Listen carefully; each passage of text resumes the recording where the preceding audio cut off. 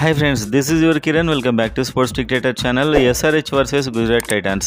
ఎంతో సింపుల్గా కనిపించే గుజరాత్ టైటాన్స్ అంతే సింపుల్గా ఎస్ఆర్హెచ్ని అయితే ఓడించింది. 162కే ఆపేసింది ఎస్ఆర్హెచ్ని.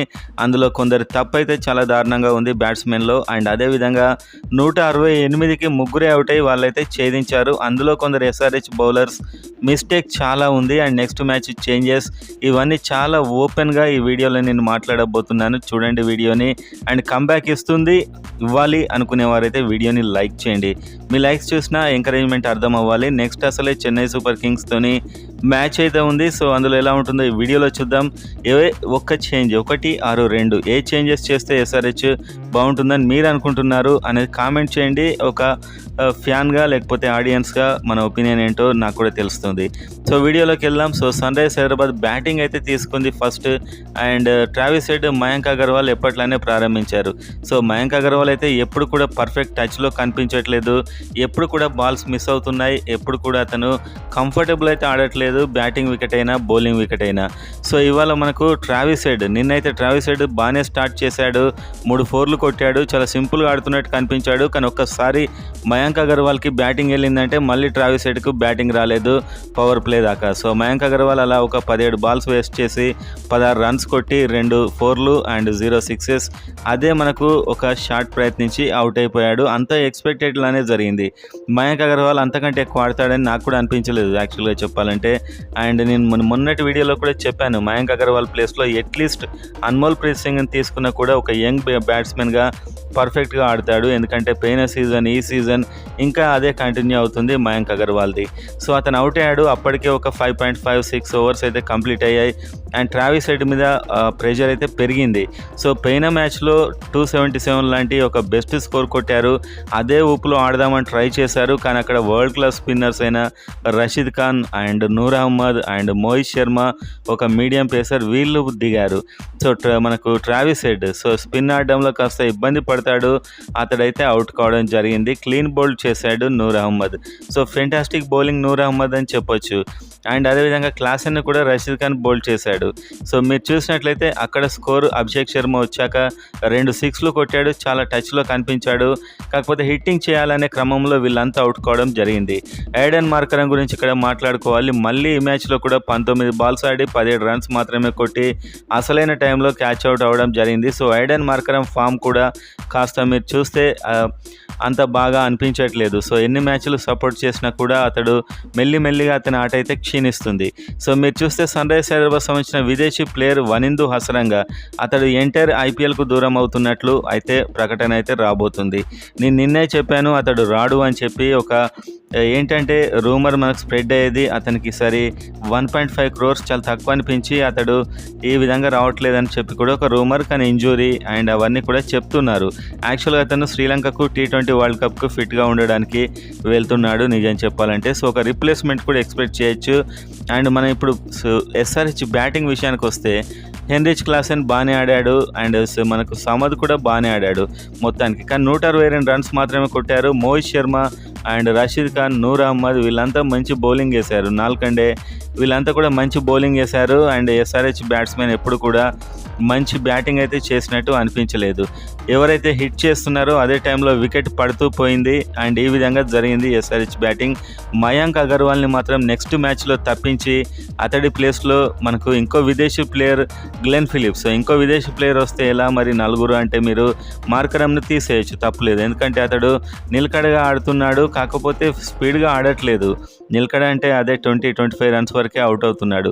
సో గ్లెన్ ఫిలిప్ అండ్ అదేవిధంగా ట్రావిస్ హెడ్ ఓపెనింగ్ అయితే చాలా ఫెంటాస్టిక్గా ఉంటుంది. ఒకప్పుడు గ్లెన్ ఫిలిప్ ఓపెనింగ్ కూడా చేసేవాడు. సో ఇలా కాదనుకుంటే అన్మోల్ ప్రీత్ సింగ్ని ఓపెనర్గా దించవచ్చు. సో అతడు పోయిన సీజన్లో కొన్ని మంచి ఇన్నింగ్స్లు ఆడాడు. మయాంక్ అగర్వాల్ కంటే చాలా బెటరే. సో ఈ విధంగా చేంజ్ చేయడానికి ఇదే కరెక్ట్ టైం. ఎందుకంటే ఇంకొన్ని మ్యాచ్లు అయ్యాక ఆ ఛాన్స్ కూడా ఉండదు. ఎందుకంటే మయాంక్ అగర్వాల్ ఎలాగూ ఆ ఫామ్లో కనిపించట్లేదు. ఇలా సెట్ చేస్తే ఓపెనింగ్ ప్లేస్లో ఒక Anmolpreet Singh or Glenn ఫిలిప్ని సెట్ చేస్తే, గ్లెన్ ఫిలిప్ అయితే T20లో ఒక ఫెంటాస్టిక్ ప్లేయర్. అతను ఎందుకు తక్కువ అంచనా వేస్తున్నారు అర్థం కావట్లేదు. ఒక మంచి big hitter and and batsmen and అదేవిధంగా ఒక బౌలర్ అన్నీ ఉన్నాయి అతని దగ్గర. 4D ప్లేయర్ అంటారు, వికెట్ కీపర్, ఫీల్డర్ కూడా. సో ఇన్ని ఉన్నా అతన్ని ఆడించట్లేదు. సో ఇతన్ని తీసుకుంటే బెస్ట్ అని నా ఉద్దేశం. ఎందుకంటే ఇంత టాలెంట్ను టీంలో పెట్టుకొని వృధా చేస్తున్నారు. అండ్ ఆ విధంగా మనం చూసినట్లయితే మొత్తానికి 162 రన్స్ను డిఫెండ్ చేసుకోవడానికి మన బౌలర్లు అయితే స్టార్ట్ చేశారు. భువనేశ్వర్ కుమార్ గురించి ఇక్కడ మనం ఒకటి డైరెక్ట్గా మాట్లాడుకుంటే చాలామంది ఫ్యాన్స్ ఉండొచ్చు, చాలా సంవత్సరాలు సేవలు అందించవచ్చు. కాకపోతే భువనేశ్వర్ కుమార్ ఏ మ్యాచ్లో కూడా ప్రత్యర్థి బ్యాట్స్మెన్ను ఇబ్బంది పెడుతున్నట్టు అనిపించట్లేదు. అదే రన్అప్, అదే బౌలింగ్, అదే రన్స్ కన్సిస్టెంట్గా తగ్గించడానికి ట్రై చేయడం తప్ప వికెట్ తీసుకోవడానికి ట్రై చేసినట్లయితే లేదు. ఒక 7 యావరేజ్గా ఇచ్చాడు. కాకపోతే వాళ్ళు 162 కదా టార్గెట్ అని చెప్పి కూల్గా ఆడుకున్నారు. సో నిజం చెప్పాలంటే ఎక్కడ కూడా ఎవరిని ఇబ్బంది పెట్టినట్టయితే అనిపించలేదు. తన బౌలింగ్ ఏదో తను వేసుకున్నాడు, 4 ఓవర్లు వెళ్ళిపోయాడు అన్నట్టే జరిగింది. ఎక్కడ కూడా వికెట్ టేకింగ్ అబిలిటీ ఉన్నట్టయితే కనిపించలేదు. అండ్ ఇంకో బౌలర్గా మీరు చూస్తేనైతే మయాంక్ మార్కండే 16th ఓవర్లో 24 రన్స్ ఇచ్చాడు. అంతకుముందు అయితే చాలా బాగానే బౌలింగ్ చేశాడు. ఆ ఒక్క ఓవర్ ఏంటంటే బ్యాట్స్మెన్స్ ఉన్నారు, చాలా వికెట్స్ ఉన్నాయి, వాళ్ళు చూస్తూ ఆడుతున్నారు, ఏదో ఒక ఓవర్లో బ్లాస్ట్ అవ్వడానికి సిద్ధంగా ఉన్నారు.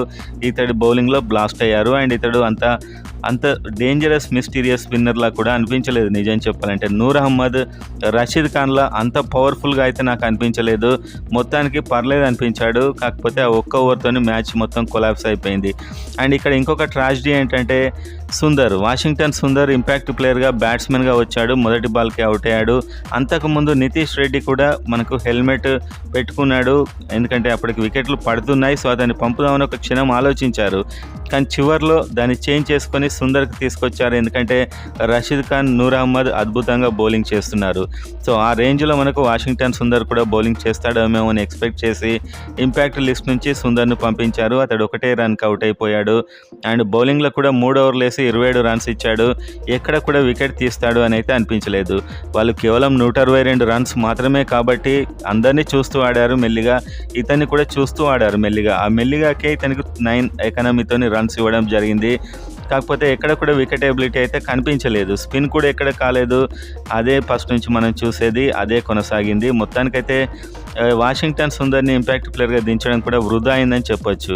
ఈ ఆల్రెడీ చూసిన ప్లేయర్స్ని, పోయిన సీజన్లో ఫెయిల్ అయిన ప్లేయర్స్ని కాకుండా కొత్త ప్లేయర్స్, ఉపేందర్ యాదవ్ ఉన్నాడు, ఒక బిగ్ హిటర్, అతన్ని కూడా అనూహ్యంగా దింపవచ్చు ఇంపాక్ట్ ప్లేయర్గా. అండ్ నితీష్ రెడ్డి ఉన్నాడు, బౌలింగ్ కూడా వేస్తాడు, అతన్ని కూడా దించవచ్చు. సో వీళ్ళంతా వేరే టీమ్స్కి వెళ్ళి అక్కడ హిట్ అయ్యి మళ్ళీ మనమేనే ఆడుతుంటారు వచ్చే సీజన్లో. అండ్ నెక్స్ట్ ఉనాడ్కట్ బౌలింగ్ యాజ్ యూజువల్గా అతని రేంజ్లో అతను ట్రై చేశాడు, స్లో బాల్స్ వేస్తూ. సో ఎస్ఆర్హెచ్కి ఏదన్నా ఉంది అంటే అది ప్యాట్ కమిన్స్ బౌలింగ్ మాత్రమే. 4 ఓవర్లో 28 రన్స్ ఇచ్చాడు అండ్ ఒక వికెట్ తీసుకున్నాడు. కానీ దీనికి సరైనటువంటి సపోర్ట్ లేదు. మయాంక్ మార్కండే ఒక వికెట్ తీశాడు. కానీ బౌలింగ్లో మాత్రం వికెట్ టేకింగ్ ఎబిలిటీ ఒక కమిన్స్ దగ్గర ఉన్నట్టు మాత్రమే కనిపిస్తుంది. మిగతా బౌలర్స్ అంతా కూడా, షాబాద్ అహ్మద్ కూడా వికెట్లు తీస్తున్నాడు రెగ్యులర్గా. అండ్ ముఖ్యంగా చెప్పుకోవాల్సింది భువనేశ్వర్ కుమార్ ఎలాంటి ఎఫెక్ట్ అయితే చూపించట్లేదు. చెన్నై సూపర్ కింగ్స్ మ్యాచ్లో కూడా ఇలానే కొనసాగితే చాలా కష్టమే. కొన్ని కఠిన నిర్ణయాలు తీసుకోవాలి కొన్నిసార్లు. కానీ టీంలో కూడా అంత మంచి బౌలర్స్ అయితే అవైలబుల్ లేరు. ఆ 162 రన్స్ను వీళ్ళు 19.1 ఓవర్లో కొట్టేశారు. సో ఇప్పటికి 3 మ్యాచ్లు ఆడారు. 3 మ్యాచ్ల్లో 2 ఓడిపోయారు. Sun Risers Hyderabad and Chennai super kings batting and bowling చాలా వెరైటీగా ఉంది. వాళ్ళ బౌలర్స్ చాలా బాగున్నారు నిజం చెప్పాలంటే. మంచి బ్యాట్స్మెన్ కూడా ఇబ్బంది పెడుతున్నారు. సో వీళ్ళ మీద ఎలా ఆడతారో చూడాలి. హోమ్ గ్రౌండ్ కాబట్టి చాలా అడ్వాంటేజ్గా ఉంటుంది. సో వచ్చే మ్యాచ్లో మాత్రం చేయాల్సిన చేంజ్ అయితే నాకు తెలిసి ఓపెనింగ్ స్పాటే. మయాంక్ అగర్వాల్, ఈ వాషింగ్టన్ సుందర్ వీళ్ళని ఇంకా కొనసాగిస్తే మాత్రం అదే విధంగా ఓడిపోతూ ఉండడం ఖాయమని నాకైతే అనిపిస్తుంది. సో మీరేమనుకుంటున్నారు కామెంట్ చేయండి. అండ్ అబ్దుల్ సమద్ కాస్త పర్లేదు అనుకోవచ్చు, బాగానే ఆడాడు. సో ఐడెన్ మార్కరం కూడా ఫెయిల్ అవుతున్నాడు కాబట్టి గ్లెన్ ఫిలిప్ని తీసుకోవచ్చు. సో ఈ విధంగా కొన్ని అయితే ఉన్నాయి. సో వాళ్ళు ట్రై చేయాలి యాక్చువల్గా ఇలాంటి కాంబినేషన్స్. అలాంటప్పుడే కొంచెం రిజల్ట్ అయితే వస్తూ ఉంటుంది. మీ కిరణ్ సైనింగ్ ఆఫ్.